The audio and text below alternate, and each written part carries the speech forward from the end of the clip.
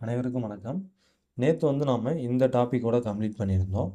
இப்ப நீங்க சிலபஸ்ல அடுத்ததா பார்த்தீங்கன்னா, வேர்ச்சொல் அறிதல் அப்படின்ட்டு ஒரு டாபிக் ஒண்ணு குடுத்துருப்பாங்க. இந்த டாபிக் பார்த்தீங்கன்னா, ரொம்ப சிம்பிள் தான். சரிங்களா?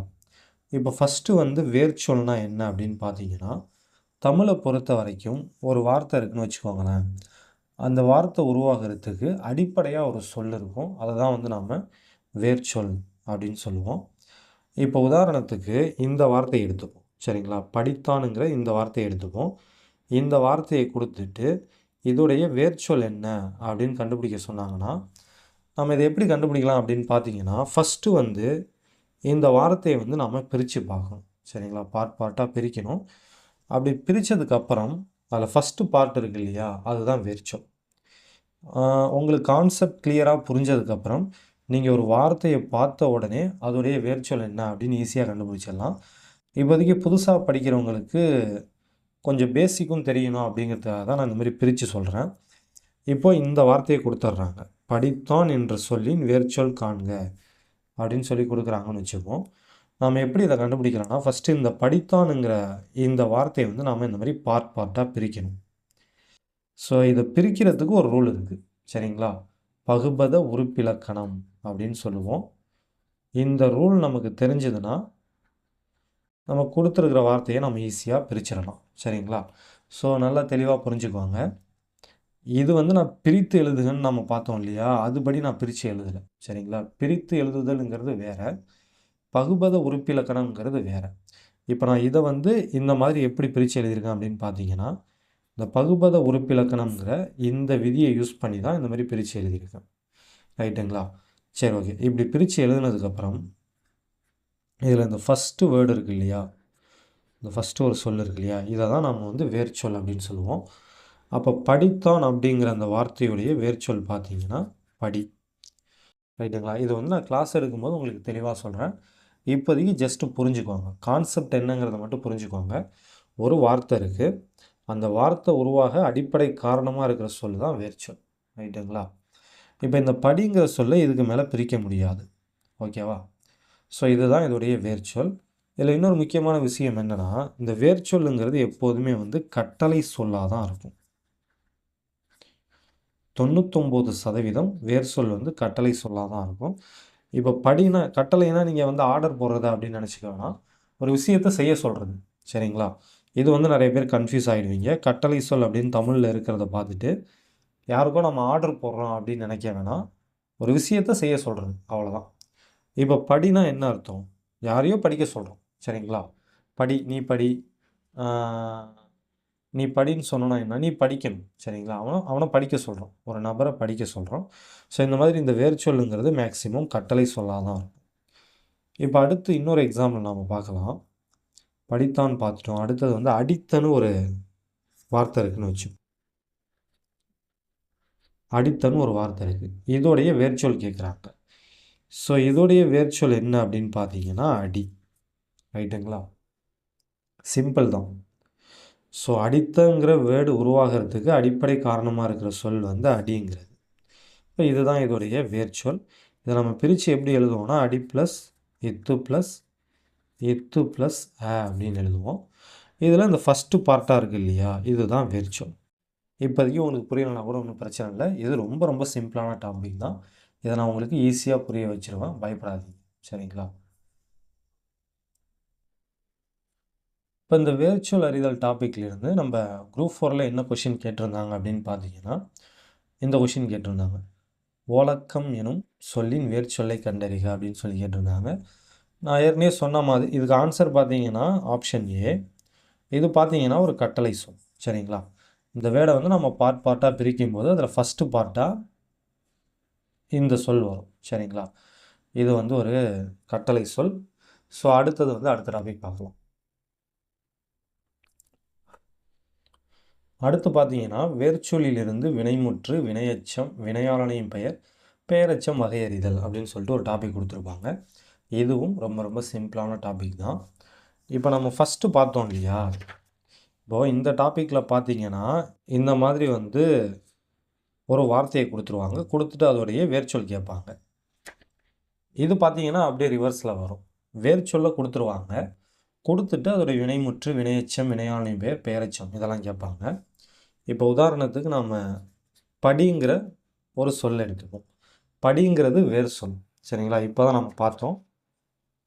படித்தானுங்கிற வார்த்தையுடைய வேர்ச்சொல் படி. அப்போ நான் என்ன பண்ணுறேன்னா இந்த படிங்கிற வேறு சொல்லை எடுத்துக்கிறேன். ரைட்டுங்களா? இப்போ இந்த படிங்கிற வேர்ச்சொல்லை நான் ஃபஸ்ட்டு வினைமுற்றாக மாற்றுறேன். ஸோ படிங்கிறது வினைமுற்றாக மாறும்போது எப்படி வரும் அப்படின்னு பார்த்தீங்கன்னா, படித்தான் அப்படின்னு வரும். இது ஆண் பால். சரிங்களா? ஒரு ஆணை வச்சு சொன்னோன்னா படித்தான் அப்படின்னு சொல்லலாம். இதே ஒரு பெண்ணை வச்சு சொன்னால் படித்தாள் அப்படின்னு சொல்லலாம். சரிங்களா? அப்போ படிங்கிற வேர் சொல்லுக்கான வினைமுற்று பார்த்தீங்கன்னா படித்தான், படித்தாள் அப்படிங்கிறது. இந்த வினைமுற்றுனா என்னங்கிறத நான் கிளாஸ் எடுக்கும்போது சொல்கிறேன். சரிங்களா? இப்போதைக்கு ஜஸ்ட்டு தெரிஞ்சுக்கோங்க. அடுத்து பார்த்தீங்கன்னா வினையெச்சம் இருக்கா? இப்போ படிங்கிறது வேர்ச்சொல். இதை வினையெச்சமாக மாற்ற சொல்கிறாங்கன்னு வச்சுப்போம். எப்படி மாற்றலாம் அப்படின்னு பார்த்தீங்கன்னா, படித்து அப்படின்னு மாற்றலாம். சரிங்களா? ஸோ இதை எப்படி மாற்றுறேங்கிறத நான் கிளாஸ் எடுக்கும்போது டீட்டெயிலாக சொல்கிறேன். இப்போதைக்கு வந்து ஜஸ்ட்டு பார்த்து வச்சுக்கோங்க. சரிங்களா? அடுத்தது பாருங்கள், பெயரெச்சமாக மாற்றுவோம். இதே படிங்கிற வேர்ச்சொல்லை பெயரெச்சமாக மாற்ற சொன்னாங்கன்னா படித்த அப்படின்னு வரும். ரைட்டுங்களா? அடுத்து வந்து வினையாளனியும் பெயர் கொடுத்துருக்காங்க. இப்போ இந்த படிங்கிறத நம்ம வினையாளனியும் பெயராக மாற்றணும் அப்படின்னா படித்தவர் இல்லை படித்தவன், படித்தவள். ஸோ இந்த மாதிரிலாம் வரும். சரிங்களா? இப்போ இந்த மாதிரியும் கொஷின் கேட்பாங்க. இந்த மாதிரி ஒரு வேர்ச்சொல்லை கொடுத்துட்டு அதை வந்து பெயரெச்சமாவோ வினையெச்சமாவோ வினைமுற்றாவோ இல்லைனா வினையாளனின் பெயராவோ மாற்ற சொல்லி கேட்பாங்க. ஸோ கவலையே படாதீங்க, இதெல்லாம் ரொம்ப ரொம்ப சிம்பிள். சரிங்களா? நீங்கள் ஒரே ஒரு வாட்டி நான் போட போகிற இந்த கிளாஸை கவனிச்சிங்கனாலே போதும். அதுக்கப்புறம் நீங்கள் இதை ரிவிஷன் விடணும் கூட அவசியம் இருக்காது. அந்தளவுக்கு ரொம்ப ரொம்ப சிம்பிளான டாபிக் தான். அண்ட் இன்னொரு முக்கியமான விஷயம் என்னென்னா, இப்போ இந்த டாப்பிக்கும் சரி, அதுக்கப்புறம் நம்ம இப்போ முன்னாடி பார்த்தோம்ல அதுக்கு முன்னாடி இந்த வேர்ச்சொல் அறிதல், இந்த ரெண்டுத்துக்கும் நம்ம அவுட் சோர்ஸும் ரொம்ப பார்க்கணும்லாம் அவசியம் இல்லை. நமக்கு ஸ்கூல் புக்லேயே இது சம்மந்தமாக தெளிவாக கொடுத்துருப்பாங்க. ஸ்கூல் புக்கை நம்ம வந்து நல்லா அண்டர்ஸ்டாண்ட் பண்ணி படிச்சுக்கிட்டோன்னா போதும். 99% நம்ம இதுக்கு கரெக்டாக ஆன்சர் பண்ணிடலாம். சரிங்களா? அதாவது ஒரு பர்சன்டேஜ் தான் மிஸ் ஆகும். ரொம்ப டஃப்பாக கேட்டாங்கன்னா நம்ம கஷ்டமாக இருக்கும். மற்றபடி நம்ம ஸ்கூல் புக்கை மட்டும் நல்லா படிச்சிட்டாலே இந்த 2 டாப்பிக்லேருந்து கேட்குற கொஷினை பொறுத்த வரைக்கும் 99% நாம் கரெக்டாக ஆன்சர் பண்ணிடலாம். ரெண்டுமே ரொம்ப ரொம்ப சிம்பிளான டாபிக். சரிங்களா? அதில் உங்களுக்கு எந்த கன்ஃபியூஷனும் வேணாம். ரொம்ப ரொம்ப சிம்பிள். இதெல்லாம் என்னன்னு உங்களுக்கு தெரிஞ்சிட்டா போதும். இப்போ வினைமுற்றுனா என்ன, அதே மாதிரியே வினையெச்சம்னா என்ன, பெயரெச்சம்னா என்ன, வினையாளனையும் பெயர்னா என்ன, ஸோ இதெல்லாம் என்னன்னு தெரிஞ்சிட்டாலே இந்த டாப்பிக்கை நீங்கள் ஈஸியாக வந்து தட்டி தூக்கிடலாம். அண்ட் முக்கியமான விஷயம், இது எல்லாத்துக்குமே வந்து ஸ்கூல் புக்லேயே எக்ஸ்ப்ளனேஷன் இருக்கும். வினைமுற்றுனா என்னன்னு ஸ்கூல் புக்லேயே சூப்பராக கொடுத்துருப்பாங்க. அதுவும் பழைய புக்கில் பார்த்தீங்கன்னா ரொம்ப ரொம்ப தெளிவாக கொடுத்துருப்பாங்க. அடுத்து வினையெச்சம்னா என்னென்னு ஸ்கூல் புக்லேயே தெளிவாக இருக்கும். பெயரெச்சமும் ஸ்கூல் புக்கில் தெளிவாக இருக்கும். வினையாளனியும் பெயரும் ஸ்கூல் புக்கில் ரொம்ப ரொம்ப தெளிவாக இருக்கும். ஸோ இதை பொறுத்த வரைக்கும் நமக்கு ஸ்கூல் புக் வந்து மோர் தென் எனஃப். ஸ்கூல் புக்கை தாண்டி நம்ம வேறு எதுவும் பார்க்க வேண்டிய அவசியமே கிடையாது. நான் நிச்சயமாக சொல்கிறேன், இதை பற்றி நீங்கள் கவலைப்படாதீங்க. ரொம்ப ரொம்ப சிம்பிளான டாபிக் தான். நான் ஒரே ஒரு டைம் கிளாஸ் எடுத்தாலே தாராளமாக போகும். அதுக்கப்புறம் நீங்கள் ரிவிஷன் விடணும்னு கூட அவசியம் கிடையாது. லைஃப் லாங் இது உங்களுக்கு மறக்கவே மறக்காது. சரிங்களா? சரி, ஓகே. இப்போ இதிலேருந்து கொஷின் எப்படி கேட்டிருக்காங்க அப்படின்னு நம்ம பார்த்துடலாம். இப்போ 2025 குரூப் 4ல் பார்த்தீங்கன்னா, இதில் பார்த்தீங்கன்னா 2 கொஷின் கேட்டிருக்காங்க. ஃபஸ்ட்டு பாருங்கள், நட எனும் வேர்ச்சொல்லின் வழி உயர்திணை வினையாளனின் பெயரை கண்டறிக அப்படின்னு சொல்லி கேட்டிருக்காங்க. ஸோ அடுத்து பார்த்தீங்கன்னா, வை எனும் வேர்ச்சொல்லின் ஏவல் வினைமுற்றினை கண்டறிக அப்படின்னு சொல்லி கேட்டிருக்காங்க. ஒன்று வந்து வினையாளனின் பெயர், இன்னொன்று வந்து வினைமுற்று. சரிங்களா? நமக்கு இருக்குது, சிலபஸ்லேயே இருக்குது. வினைமுற்றும் இருக்குது, வினையாளனின் பெயர் இருக்குது. ஸோ இதை தான் வந்து இவங்க கொஷினாக கேட்டிருக்காங்க. இது வந்து நீங்கள் கவலைப்படவே வேணாம். ரொம்ப ரொம்ப சிம்பிள் தான். கிளாஸ் எடுக்கும்போது ரொம்ப ஈஸியாக உங்களுக்கு புரிஞ்சிடும். ரைட்டுங்களா? சரி, ஓகே. இப்போ அடுத்த டாபிக் பார்க்கலாமா? அடுத்து பார்த்தீங்கன்னா அயற்சொல் தமிழ்ச்சொல் அப்படின்னு ஒரு டாபிக் இருக்கும். ஆக்சுவலாக இதில் தமிழ்ச்சொல்னால் என்னன்னு நமக்கு தெரியும். அயற்சொல்னா என்ன அப்படின்னு பார்த்தீங்கன்னா, இப்போ தமிழ்லேயே பார்த்தீங்கன்னா பிறமொழி சொற்கள் நிறைய கலந்துருக்கும். ஸோ அதை தான் வந்து நாம் அயற்சொல் அப்படின்னு சொல்லுவோம். இப்போது வெளிநாட்டை சேர்ந்தவங்கள அயல் நாட்டவர் அப்படின்னு சொல்லுவோம் இல்லையா? அந்த மாதிரி தமிழில் இருக்கிற வேற்றுமொழி சொற்களை வந்து அயற்சொற்கள் அப்படின்னு சொல்லுவோம். இப்போ எக்ஸாம்பிளுக்கு பார்த்தீங்கன்னா, இப்போ நான் எழுதிக்கிட்டு இருக்கேன் இல்லையா? இந்த பேனா இருக்கு இல்லையா? பேனாங்கிறதே வந்து தமிழ் சொல் கிடையாது. சரிங்களா? பேனாங்கிறது பார்த்தீங்கன்னா போர்ச்சுகீசியம் நினைக்கிறேன். சரிங்களா? போர்ச்சுகல் நாடு இருக்கு இல்லையா? அங்கே பேசுகிற மொழி போர்ச்சுகீஸ். ஸோ அந்த போர்ச்சுகீசிய மொழியை சேர்ந்த சொல் தான் அந்த பேனாங்கிறது. அதே மாதிரியே பார்த்தீங்கன்னா, இப்போ நம்ம கசாயம்னு சொல்லுவோம்ல. இப்போ உடம்பு சரியில்லைனா கசாயம் வச்சு குடி அப்படின்லாம் சொல்லுவோம் இல்லையா? இதுவும் தமிழ் சொல் கிடையாது. இது மராத்தி. அடுத்து அதே மாதிரியே பார்த்தீங்கன்னா, இன்னொரு எக்ஸாம்பிள் வந்து ஈவன் நம்ம ரூபாய்ன்னு சொல்கிறோம் இல்லையா? 10 ரூபாய், 20 ரூபா, 1000 ரூபான்னு இந்த ரூபாய்ன்னு சொல்கிறோம்ல, இதுவும் தமிழ் சொல் கிடையாது. ஹிந்துஸ்தானி மொழி சொல். சரிங்களா? ஸோ இந்த மாதிரி பார்த்தீங்கன்னா, தமிழ் மொழியில் பிறமொழி சொற்கள் நிறைய கலந்துருக்கும். இப்போ நம்ம கொஷினில் என்ன கேட்பாங்கன்னா, 2 விதமாக கேட்பாங்க. ஒன்று இந்த மாதிரி கொடுத்துட்டு, இதுக்கான தமிழ் சொல் என்ன அப்படின்னு கேட்பாங்க. அப்படி இல்லைன்னா ஒரு 4 சொல் கொடுத்துட்டு அதில் எது தமிழ் சொல் அப்படின்னு கேட்பாங்க. சரிங்களா? இப்போ நமக்கு இந்த 2025 குரூப் 4ல பார்த்தீங்கன்னா, இந்த செகண்ட் டைப் தான் கேட்டிருந்தாங்க. இந்த 44வது கொஷின் பாருங்கள். தமிழ் சொல்லை கண்டறிக அப்படின்னு சொல்லி கேட்டிருந்தாங்க. ஒரு 4 சொல் கொடுத்துருக்காங்க இல்லைங்களா? இந்த 4 சொல்லில் இந்த 3 சொல்லும் பிறமொழி சொற்கள். இந்த உடுக்கைங்கிறது மட்டும்தான் தமிழ் சொல். சரிங்களா? அப்போ நமக்கு பிறமொழி சொல் எது எது அப்படின்னு தெரிஞ்சால் தான் தமிழ் சொல் எதுன்னு நம்மளால் கண்டுபிடிச்சி ஆன்சர் பண்ண முடியும். ஸோ இந்த டாபிக் பொறுத்த வரைக்கும் கொஷின் இப்படி தான் இருக்கும். ரைட்டுங்களா?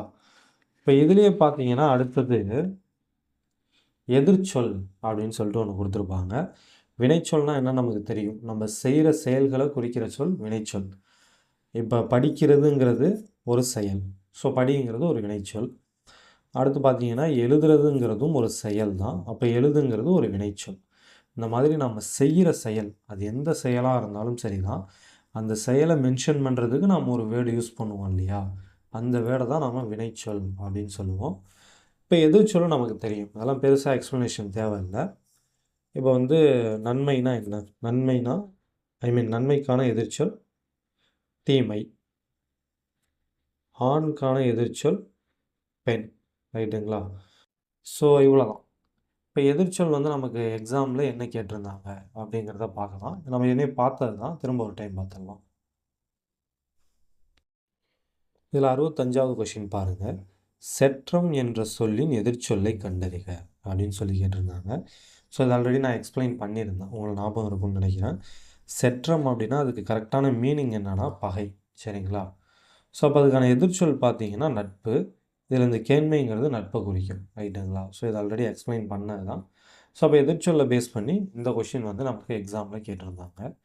அடுத்தது பார்க்கலாமா?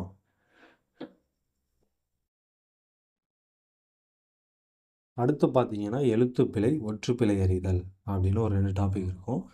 இதில் ஃபஸ்ட்டு வந்து நம்ம அந்த எழுத்துப்பிழை அப்படின்னா என்னென்னு பார்த்துடலாம். இது ரொம்ப சிம்பிள் தான். சரிங்களா? இப்போ உதாரணத்துக்கு காலையில் சூரியன் உதித்தது அப்படின்னு வச்சுக்கலாம். காலையில் சூரியன் உதித்தது. ஸோ இந்த மாதிரி நாம் எழுதணும்னா இது கரெக்டு தான். ஆனால் இப்போ நம்ம கொஷினில் என்ன பண்ணுவாங்கன்னா சில நேரத்தில் காலையில்னு இந்த லையை கொடுத்துருவாங்க. இந்த லைக்கு பதிலாக இந்த லையை கொடுத்துருவாங்க. அதே மாதிரி சூரியனில் இந்த ரீக்கு பதிலாக இந்த ரீயை கொடுத்துருவாங்க. சரிங்களா? சூரியன் உதித்தது அப்படின்னு சொல்லி கொடுத்துருவாங்க. ஸோ மற்ற 3 சென்டென்ஸும் கரெக்டாக கொடுத்துருவாங்க. ஏதாவது ஒரு சென்டென்ஸில் மட்டும் இந்த மாதிரி எழுத்தை மாற்றி கொடுத்துருவாங்க. இந்த மாதிரி கொடுத்துட்டு இதில் எது தப்பு அப்படின்னு கண்டுபிடிக்க சொல்லி கேட்பாங்க. இப்போ இதுதான் தப்பு, இதுதான் ஆன்சர். சரிங்களா? காலையில்னா இந்த லை வரணும், ஆனால் இங்கே இந்த லை இருக்குது. அதே மாதிரி சூரியனுக்கு இந்த ரீ வரணும், பட் இங்கே இந்த ரீ இருக்குது.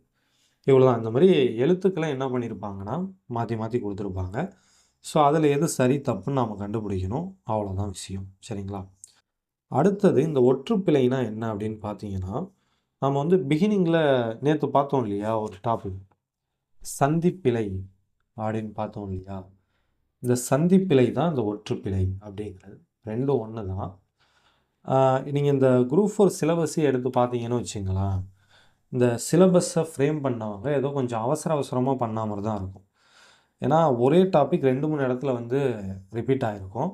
நான் காட்டுறேன் பாருங்கள் அதெல்லாம். ஸோ ரொம்ப ரொம்ப அர்ஜெண்ட்டாக எடுத்திருப்பாங்க போல இருக்கு. உடனே ஒரு சிலபஸை நம்ம கொடுத்தாகணும் அப்படின்ட்டு பெரிய அளவில் இது பண்ணாமல் ரொம்ப ரொம்ப அவசரமாக எடுத்திருப்பாங்க போல இருக்கு. நான் இப்படி சொல்கிறதுக்கு இன்னொரு முக்கியமான காரணமும் இருக்குது. அந்த கடைசி யூனிட் வரும்போது நான் அதை சொல்கிறேன். சரிங்களா? சரி, ஓகே. அப்போ ஒற்றுப்பிழைங்கிறது சந்திப்பிழை தான். ரைட்டுங்களா? ஸோ இதெல்லாம் சிம்பிள் தான். சந்திப்பிழைலாம் ஈஸி தான். நான் கிளாஸ் எடுக்கும்போது உங்களுக்கு ரொம்ப ஈஸியாக புரியும். எழுத்துப்பிழைங்கிறது இதுதான். இப்போ நமக்கு இந்த குரூப் 4 எக்ஸாமில் எழுத்துப்பிழையிலிருந்து என்ன கொஷின் கேட்டாங்க அப்படின்னு பார்த்துருலாம். இந்த 63வது கொஷின் பாருங்கள். பிழையான தொடரை கண்டறிக. காளைகளை பூட்டி வயலை உழுதனர். எல்லா எழுத்துமே கரெக்டாக இருக்குது. கரெக்டு தான். மலை மீது ஏறி கல்வெட்டுகளை கண்டறிந்தனர். எல்லா எழுத்தும் கரெக்டாக இருக்குது. ஓகே தான். அடுத்துங்க பாருங்கள். காலையில் பூத்த மல்லிகை மனம் வீசியதுன்னு கொடுத்துருக்காங்க. ஆக்சுவலாக காலையிலுங்கிறதுக்கு இந்த ல வந்திருக்கணும். காலை பொழுது இருக்கு இல்லையா, இந்த ல வரணும். அதே மாதிரி மனம் 3 சுழி ந வந்திருக்கணும். இங்கே 2 சுழி ந இருக்குது. மனம்னா நறுமணம், மல்லிகையுடைய நறுமணத்தை குறிக்குது. ஸோ அப்போ இதுவும் தப்பாக இருக்குது. நெற்பயிர்கள் மழைநீரில் மூழ்கினா இது கரெக்டு தான். இப்போ இந்த கொஷினுக்கான ஆன்சர் பார்த்தீங்கன்னா ஆப்ஷன் சி. ஏன்னா அவங்க பிழையான தொடர் தான் கேட்டிருக்காங்க. இதேமாதிரி இன்னொரு கொஷின் கூட கேட்டிருந்தாங்க. சரிங்களா? பட் நம்ம சும்மா எக்ஸாம்பிளுக்கு தானே பார்க்குறோம். அதனால் இந்த ஒன்றோட ஸ்டாப் பண்ணிப்போம். நிறைய இது பார்த்தீங்கன்னா நிறைய கொஷின் இருக்குது. இப்போ எதிர்ச்சொல்லே வந்து 2 இருந்தது, நான் உங்களுக்கு 1 தான் காட்டியிருக்கேன். ஸோ நீங்கள் வேணால் அதை வந்து இந்த கொஷின் பேப்பரை எடுத்து நான் உங்களுக்கு இதை கம்ப்ளீட் பண்ணதுக்கப்புறம் நீங்கள் ஒரு டைம் கொஷின் பேப்பர் எடுத்து பாருங்கள். அதுக்கப்புறம் உங்களுக்கே புரிஞ்சிடும் எந்தெந்த டாப்பிக்லேருந்து என்னென்ன கொஷின் வந்திருக்குன்ட்டு நீங்களே ஈஸியாக கெஸ் பண்ணிடலாம். சரிங்களா? ஸோ அப்போ இந்த டாப்பிக்கை பொறுத்த வரைக்கும் இவ்வளோ தான் விஷயம். ரொம்ப ரொம்ப சிம்பிளான டாபிக் தான். அடுத்த டாபிக் பார்க்கலாம். அடுத்து பார்த்தீங்கன்னா 2 வினைச்சொற்களின் வேறுபாடு அறிதல் அப்படின்னு ஒரு டாபிக் கொடுத்துருப்பாங்க. இதுவும் சிம்பிள் தான். இதெல்லாம் நம்ம பெருசாக வந்து படிக்கணும்னு அவசியம் இல்லை. பார்த்தாலே ஆன்சர் பண்ணிடலாம். இப்போ நாம் வந்து ஒரு 2 வினைச்சொல் எடுத்துப்போம். அடங்கு அப்படின்னு ஒரு வினைச்சொல் எடுத்துப்போம். அதே மாதிரி அடக்கு அப்படின்னு ஒரு வினைச்சொல் எடுத்துப்போம். இந்த ரெண்டுத்துக்கும் என்ன வித்தியாசம் அப்படின்னு கேட்பாங்க. அவ்வளோதான். இப்போ அடங்குனா என்ன? நாம் வந்து அடங்கி போகிறது. சரிங்களா? நம்ம வந்து இப்போ வந்து ஒரு நம்ம ஸ்கூல்லையோ காலேஜ்லேயோ படிக்கிறோம். நாம் வந்து நம்மளுடைய டீச்சர்ஸ், பிரின்சிபல் இல்லை ஹெட் மாஸ்டர் அவங்களுக்கெல்லாம் அடங்கி போவோம். நான் படிக்கும்போது இருந்தது. இப்போலாம் வந்து ஸ்டூடெண்ட்டை பார்த்து ஸ்டாஃப் தான் அடங்கி போகிறாங்க. சரிங்களா? பட் நான் படிக்கும்போது நாங்களாம் வந்து டீச்சருக்கும் ஹெட் மாஸ்டருக்கும், காலேஜாக இருந்தால் டீனுக்கும் வந்து அடங்கி போவோம். ஸோ இப்போ அந்த அடங்குங்கிறது அந்த அடங்கி போவதில் குறிக்கும். அடுத்து வந்து அடக்கு. அடக்குங்கிறது நாம் ஒரு விஷயத்தை கண்ட்ரோல் பண்ணுறது அடக்கிறது. சரிங்களா? இதுக்கு எக்ஸாம்பிள் என்ன சொல்கிறது? கோபத்தை அடக்கிறது அப்படின்னு கூட வச்சுருமே. இப்போ நாம் என்ன பண்ணுறோன்னா ஒரு விஷயத்தை கண்ட்ரோல் பண்ணுறோம். இங்கே நாம் கண்ட்ரோல் ஆகிடுறோம். இன்னொருத்தவங்க கிட்ட நாம் கண்ட்ரோல் ஆகிடுறோம். இங்கே பார்த்தீங்கன்னா நாம் ஒரு விஷயத்தையோ இல்லை ஒரு நபரையோ நாம் கண்ட்ரோல் பண்ணுறோம். ரைட்டுங்களா? இவ்வளோ தான். இந்த மாதிரி 2 வினைச்சொற்கள் கொடுத்துட்டு அதுக்கான வித்தியாசத்தை பேஸ் பண்ணி கொஷின் கேட்பாங்க. ஸோ இதிலிருந்து நமக்கு குரூப் 4ல் என்ன கொஷின் கேட்டாங்க அப்படின்னு பார்த்துடலாமா? 82வது கொஷின் பாருங்கள். 2 வினைச்சொற்கள் கொடுத்துட்டாங்க. விரிந்தது, விரித்ததுன்னு. ஸோ இதை வந்து சென்டென்ஸாக ஃபார்ம் பண்ண சொல்கிறாங்க. அப்படி ஃபார்ம் பண்ணால் எந்த சென்டென்ஸ் கரெக்டாக இருக்குது அப்படிங்கிற மாதிரி கேட்டிருந்தாங்க. இதில் மற்றதெல்லாம் பார்த்தீங்கன்னா கரெக்டாக இருக்காது. இது ஆல்ரெடி நம்ம டிஸ்கஸ் பண்ணதுலாம். சரிங்களா? அதனால் ஸ்ட்ரைட்டாக அதை பார்த்துடலாம். மாலை நேரத்தில் அல்லியின் இதழ்கள் விரிந்தன. சரிங்களா? இந்த வினைச்சொலுக்கு வந்துடுச்சு. மயில் தோகையை விரித்தது. இந்த விரித்ததுங்கிற வினைச்சொல் இங்கே வந்துடுச்சு. ரைட்டுங்களா? ஸோ இந்த மாதிரி தான் இதுலேருந்து கொஷின் கேட்பாங்க. அடுத்த டாபிக் பார்க்கலாமா? அடுத்து பாருங்கள், எதிர்ச்சொல்லை எடுத்து எழுதுக. இப்போ நான் கொஞ்சம் நேரத்துக்கு முன்னாடி சொன்னேன் இல்லையா, இந்த குரூப் 4க்கான தமிழ் சிலபஸ் ரெடி பண்ணவங்க ரொம்ப அவசர அவசரமாக ரெடி பண்ணாங்கன்னு. அதுக்கு இன்னொரு எக்ஸாம்பிள் தான் இது. ஏன்னா நீங்கள் பாருங்கள், இதுலேயும் எதிர்ச்சொல் கொடுத்துட்டாங்க. சரிங்களா? இங்கே தனியாக எதிர்ச்சொல்லை எடுத்து எழுதுதல் அப்படின்னு கொடுத்துருக்காங்க. அதேமாதிரி இங்கே பாருங்கள், ஓரெழுத்து ஒரு மொழி உரிய பொருளை கண்டறிதல்னு இருக்கா. இதே மாதிரியே பின்னாடி ஒரு டாபிக் வரும். சரிங்களா? ஸோ நம்ம பார்க்கலாம். இப்போ இதை பற்றி நம்ம இப்போ திரும்பி பார்க்க வேணாம். எதிர்ச்சொல்னா என்ன நமக்கு தெரியும், இதை விட்டுருவோம். அடுத்து ஓரெழுத்து ஒரு மொழி உரிய பொருளை கண்டறிதல். ஸோ இந்த டாபிக் எடுத்துக்கலாம். ஃபஸ்ட்டு வந்து ஓரெழுத்து ஒரு மொழி அப்படின்னா என்ன அப்படின்னு பார்த்தீங்கன்னா, தமிழை பொறுத்த வரைக்கும் சில எழுத்துகளுக்கு சரிங்களா, ஒரே ஒரு எழுத்து இருக்கும். ஆனால் அந்த ஒரு எழுத்துக்கு வந்து ஒரு பொருள் இருக்கும். இப்போ உதாரணத்துக்கு தீங்கிறது ஒரே ஒரு எழுத்து தான். இதுக்கு பார்த்தீங்கன்னா நெருப்பு அப்படின்னு ஒரு அர்த்தம் வந்துடும், ஒரு பொருள் வந்துடும். அதே மாதிரியே வீங்கிறது ஒரே ஒரு எழுத்து தான். இதுக்கு பார்த்தீங்கன்னா மலர், பூ. ஸோ இந்த அர்த்தம் வந்துடும். அதே மாதிரியே காங்கிறது ஒரே ஒரு எழுத்து தான். எதுக்கு பார்த்தீங்கன்னா சோலைன்னு அர்த்தம் வரும். இந்த மாதிரி தமிழை பொறுத்த வரைக்கும் சில ஓரெழுத்துகளுக்கு ஒரு பொருளே இருக்கும். இப்போ இது வந்து நன்னூலில் வந்து 42 ஓரெழுத்து இருக்குது அந்த மாதிரி அப்படின்னு சொல்லியிருப்பாங்க. நன்னூலில் என்ன சொல்லியிருப்பாங்கன்னா, தமிழை பொறுத்த வரைக்கும் 42 ஓரெழுத்துகளுக்கு பொருள் இருக்குது அப்படின்னு சொல்லியிருப்பாங்க. சில அறிஞர்கள் வந்து 70 ஓரெழுத்துகளுக்கு பொருள் இருக்குது அப்படிங்கிற மாதிரி சொல்லியிருப்பாங்க. ஸோ இவ்வளோ தான் மேட்ரு, ரைட்டுங்களா? இப்போ இந்த டாப்பிக்லேருந்து நமக்கு எக்ஸாமில் என்ன கொஷின் கேட்டிருந்தாங்க அப்படின்னு பார்த்துடலாம். 34வது கொஷின் பாருங்கள். பறவை, பூ, நீக்கம், அழிவு ஆகிய பொருட்களை தரும் ஓர் எழுத்து அப்படின்னு சொல்லி கேட்டிருக்காங்க. இதுக்கான ஆன்சர் பார்த்தீங்கன்னா வி. இது வந்து ஸ்கூல் புக்லேயே இருக்கும். வீணா மலர் அப்படின்னு ஒரு அர்த்தம் வந்து ஸ்கூல் புக்கில் கொடுத்துருப்பாங்க. இங்கே பார்த்தீங்கன்னா பூன்னு இருக்கும். ஸோ மலர்னாலும் பூனாலும் ஒன்று தான். ஸோ அப்போ நம்ம ஸ்கூல் புக் படிச்சிருந்தாலே இந்த கொஷினுக்கு ஈஸியாக ஆன்சர் பண்ணிடலாம். ஸோ இது வந்து இந்த ஓரெழுத்து ஒரு மொழியிலிருந்து கேட்கப்பட்ட ஒரு கேள்வி. அடுத்து பார்த்தீங்கன்னா அதே டாப்பிக்லேருந்து இன்னொரு கொஷின் கூட கேட்டிருந்தாங்க. இந்த கொஷின் பாருங்கள். நன்னூல் குறிப்பிடும் ஓரெழுத்து ஒரு மொழிகள் 42. கழக தமிழ் அகராதி 1964, பவானந்தர் தமிழ் சொல்ல அகராதி 1925, வெற்றி தமிழ் அகராதி 1992 ஆகிய 3 அகராதிகளை கொண்டு தொகுக்கப்பட்ட ஓரெழுத்து ஒரு மொழிகள் எத்தனை அப்படின்னு சொல்லி கேட்டிருந்தாங்க. இதுக்கான ஆன்சர் பார்த்தீங்கன்னா 70. சரிங்களா? ஸோ அடுத்த டாபிக் பார்க்கலாமா? அடுத்த டாபிக் பாருங்கள். ஒரு பொருள் தரும் பல சொற்கள், பொருந்தா சொல்லை கண்டறிதல். சரிங்களா? இப்போது இது என்ன அப்படின்னு பார்த்தீங்கன்னா, தமிழை பொறுத்த வரைக்கும் பல சொற்களுக்கு சேம் மீனிங் இருக்கும். இப்போ உதாரணத்துக்கு திங்கள்ங்கிற ஒரு வார்த்தையை எடுத்துக்கலாம், மதிங்கிற வார்த்தையை எடுத்துக்கலாம், அடுத்து இந்துங்கிற வார்த்தையை எடுத்துக்கலாம். இப்போ இந்த திங்கள், மதி, இந்து இந்த மூணுக்குமே நிலவுங்கிற ஒரு பொருள் வரும். சரிங்களா? திங்கள்ங்கிறது நிலவு குறிக்கும், மதிங்கிறதும் நிலவு குறிக்கும், இந்துங்கிறதும் நிலவு குறிக்கும். அதே மாதிரி அடுத்து பார்த்தீங்கன்னா முகில், சரிங்களா? அப்புறம் வந்து செல், அப்புறம் கொண்டல். ஸோ இந்த மூணுமே பார்த்தீங்கன்னா மேகத்தை குறிக்கும். சரிங்களா? இந்த 3 சொற்களுக்கும் மேகம்ங்கிற பொருளும் வரும். ஸோ இதான் மேட்ரு. ஒரு பொருள் தரும் பல சொற்கள். 1, 2, 3ன்னு இந்த பல சொற்களுக்கும் நிலவுங்கிற ஒரே ஒரு பொருள் இருக்குது. அதே மாதிரியே 1, 2, 3ன்னு இந்த பல சொற்களுக்கு மேகம்ங்கிற ஒரே பொருள் இருக்குது. ரைட்டுங்களா? ஸோ இதுதான் இந்த டாபிக். இதில் நம்ம கொஷின் எப்படி கேட்பாங்கன்னா, இப்போ இது கூட வந்து ஆதவன்னு கொடுத்துட்றாங்கன்னு வச்சுப்போம். இப்போ இதை விட்டுருங்க. திங்கள், மதி, இந்து, ஆதவன்னு கொடுக்குறாங்க. இப்போ இதில் பொருந்தாத சொல் எதுன்னு பார்த்தீங்கன்னா ஆதவன். ஏன்னா ஆதவனுங்கிறது சூரியன், மற்ற எல்லாமே வந்து நிலவை குறிக்குது. ஸோ அப்போ இதில் பொருந்தாத சொல் ஆதவன். அதேமாதிரி இங்கே முகில், செல், கொண்டல், அடுத்து வந்து அசனின்னு கொடுக்குறாங்கன்னு வச்சுப்போம். இந்த முகில், செல், கொண்டல் மேகத்தை குறிக்கும், அசனிங்கிறது இடியை குறிக்கும். அப்போ இது பொருந்தாதது. ஸோ இந்த மாதிரி தான் இதுலேருந்து கொஷின் கேட்பாங்க. என்ன பண்ணுவாங்கன்னா ஒரு 4 சொல் கொடுத்துருவாங்க. அதில் 3 சொல்லுக்கு ஒரே மீனிங் இருக்கும், ஒரு சொல் வந்து டிஃப்ரெண்ட்டாக இருக்கும். இந்த டிஃப்ரெண்ட்டாக இருக்கிற சொல் எதுன்னு நம்ம கண்டுபிடிக்கணும். அதான் பொருந்தா சொல்லை கண்டறிதல் அப்படிங்கிறது. இப்போது இதிலிருந்து பார்த்தீங்கன்னா நமக்கு எக்ஸாமில் என்ன கொஷின் வந்துருந்ததுன்னா, இந்த 79வது கொஷின் பாருங்கள். இந்த கொஷின் கேட்டிருந்தாங்க. சரிங்களா? பொருந்தா சொல்லை கண்டறிதல் அப்படின்னு சொல்லிட்டு ஒரு 4 வேர்டு கொடுத்துருந்தாங்க. இதில் பார்த்தீங்கன்னா இந்த முரல், வகுளி, வாழை இந்த 3மே வந்து மீனை குறிக்கும். இந்த வியாழம்ங்கிறது வேற. சரிங்களா? ஸோ இப்போ இந்த 3ம் இந்த 3 சொற்களுக்கும் மீனுங்கிற ஒரே பொருள் இருக்குது. இந்த கொஷின் தான் நமக்கு குரூப் 4ல் இந்த டாப்பிக்லேருந்து கேட்டிருந்தாங்க. அடுத்த டாபிக் பார்க்கலாமா? அடுத்த டாபிக் பார்த்தீங்கன்னா அகர வரிசைப்படி சொற்களை சீர் செய்தல் அப்படின்னு சொல்லி கொடுத்துருப்பாங்க. இந்த டாபிக் வந்து ரொம்ப சிம்பிள் தான். சரிங்களா? இந்த டாப்பிக்லேருந்து கொஷின் எப்படி கேட்பாங்க அப்படின்னு பார்த்தீங்கன்னா, ஒரு 5, 6 வார்த்தைகள் கொடுத்துருவாங்க. அந்த வார்த்தைகளை வந்து அகரவரிசைப்படி அடுக்க சொல்லுவாங்க. சரிங்களா? இப்போ எக்ஸாம்பிளுக்கு நாம் வந்து ஒரு 4 வார்த்தை எடுத்துப்போம். ஃபஸ்ட்டு என்ன எடுக்கிறது?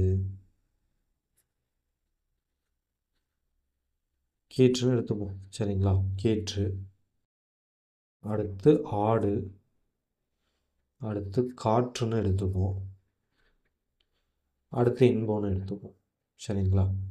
இப்போ இந்த மாதிரி ஒரு 4 வார்த்தைகள் கொடுத்துட்டாங்க. இந்த 4ஐயும் வந்து அகரவரிசைப்படி அடுக்க சொல்கிறாங்க அப்படின்னு வச்சுக்கலாம். நம்ம ஃபஸ்ட்டு என்ன பண்ணோம் அப்படின்னு பார்த்தீங்கன்னா, இந்த 4 வார்த்தைகளில் உயிரெழுத்தில் என்னென்ன வார்த்தைகள் ஸ்டார்ட் ஆகுது அப்படின்னு பார்க்கணும். இப்போ இது பார்த்தீங்கன்னா ஆடுங்கிறது உயிரெழுத்தில் ஸ்டார்ட் ஆகுது, இன்பங்கிறது உயிரெழுத்தில் ஸ்டார்ட் ஆகுது, ஆங்கிறது உயிரெழுத்து, ஈங்கிறது உயிரெழுத்து. சரிங்களா? இப்போ நமக்கு நம்ம அ ஆ இ ஈ அந்த வரிசை இருக்கும் இல்லையா, அதில் இந்த 2ல் எது ஃபஸ்ட்டு வரும் அப்படின்னு பார்த்தீங்கன்னா ஆ தான் வரும். ரைட்டுங்களா? ஸோ அப்போ இந்த சொல்லு தான் இந்த 2 சொல்ல ஃபஸ்ட்டு வரும். அப்போ ஆடுங்கிறத நம்ம ஃபஸ்ட்டு எழுதிடணும். அடுத்து ஆட்டோமேட்டிக்காக அந்த இன்பங்கிறது வந்துடும்.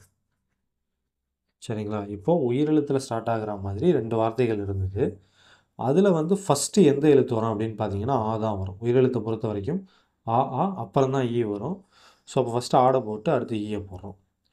இப்போ அடுத்து பார்த்தீங்கன்னா இது 2மே உயிர்மெய் எழுத்து தான். சரிங்களா? அதேமாதிரி 2மே ககர வரிசையை சேர்ந்த எழுத்துக்கள் தான். ஸோ காக்கா, கீக்கி, கூக்கு அப்படின்ட்டு வருது இல்லையா, அந்த ககர வரிசையை சேர்ந்த எழுத்துக்கள் தான். ஸோ இந்த 2ல் எது ஃபஸ்ட்டு வரும்? நம்ம காணாச்சானா சொல்லும்போது இந்த 2ல் எது ஃபஸ்ட்டு வரும் அப்படின்னு பார்த்தீங்கன்னா கா தான் ஃபஸ்ட்டு வரும். காற்று அப்படின்னு இதை எழுதிடலாம். அடுத்தது தான் கீ வரும். காவுக்கு அடுத்தது தான் கீ வரும். ரைட்டுங்களா? காக்கா, கீக்கி, கூக்கு அப்படி தான் போகும். ஸோ காவுக்கு அடுத்தது தான் கீ வரும். அப்போ கீற்று. அப்போ இந்த 4 சொற்களை நம்ம அகரவரிசைப்படி எழுதணும்னா இந்த ஆர்டர் வரும். ஃபஸ்ட்டு ஆடு வந்துடும், அடுத்து இன்பம் வரும், அடுத்து காற்று வரும், அடுத்து கீற்று வரும். ஸோ இவ்வளோ தான். இது ரொம்ப ரொம்ப சிம்பிளான டாபிக் தான். இதை நான் கிளாஸ் எடுக்கும்போது இன்னும் தெளிவாகவே சொல்கிறேன். இப்போதைக்கு நீங்கள் ஜஸ்ட்டு தெரிஞ்சுக்கணும் அப்படிங்கிறதுக்காக சின்னதாக ஒரு எக்ஸாம்பிள் எடுத்து சொல்லியிருக்கேன். இப்போ இந்த டாப்பிக்கில் இருந்து நமக்கு குரூப் 4 எக்ஸாமில் என்ன கொஷின் கேட்டிருந்தாங்க அப்படின்னு பார்த்தீங்கன்னா இந்த கொஷின் கேட்டிருந்தாங்க. Question number 12. காப்பு, செங்கிரை, தாள், சப்பானி, முத்தம், வருகை, அம்புலி இவற்றை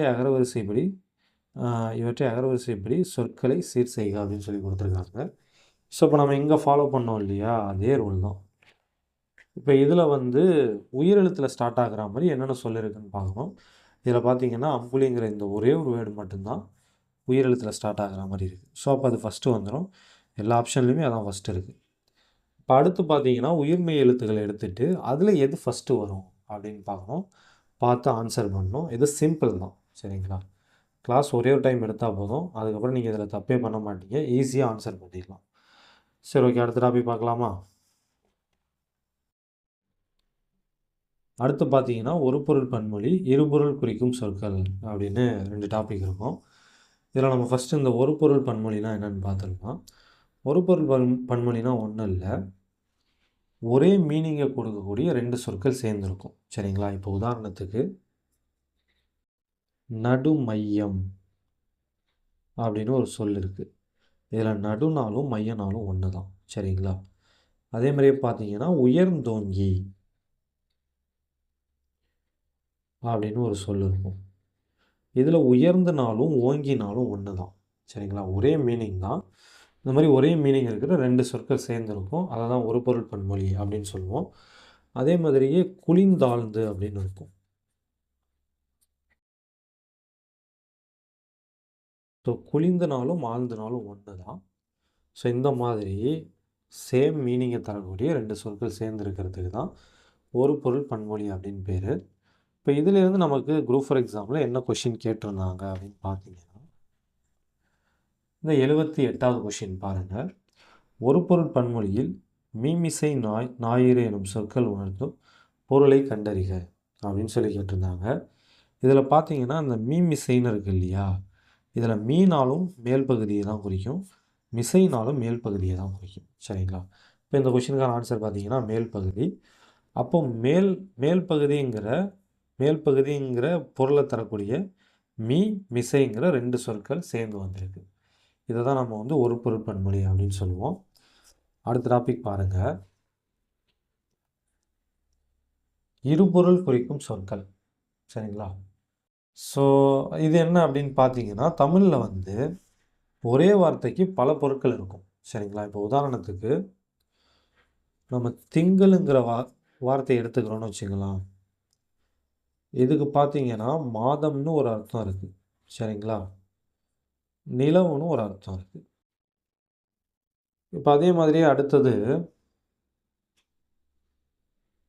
ஆழின்னு ஒரு வார்த்தை இருக்கும். சரிங்களா? இந்த ஆழினா மோதிரத்தையும் குறிக்கும், கடலையும் குறிக்கும், தேர் சக்கரம் இருக்குது இல்லையா, அதையும் குறிக்கும். இந்த வார்த்தையை எங்கே யூஸ் பண்ணுறாங்களோ அதுக்கு தகுந்த மாதிரி இந்த மூணில் ஏதாவது ஒரு மீனிங் வரும். அதே மாதிரி தான் திங்களும். இதை எங்கே யூஸ் பண்ணுறாங்களோ அதுக்கு தகுந்த மாதிரி அதோட மீனிங் மாறும். ஸோ இதான் மேட்ரு. சரிங்களா? தமிழை பொறுத்த வரைக்கும் ஒரே வார்த்தைக்கு நிறைய பொருள் இருக்கும்.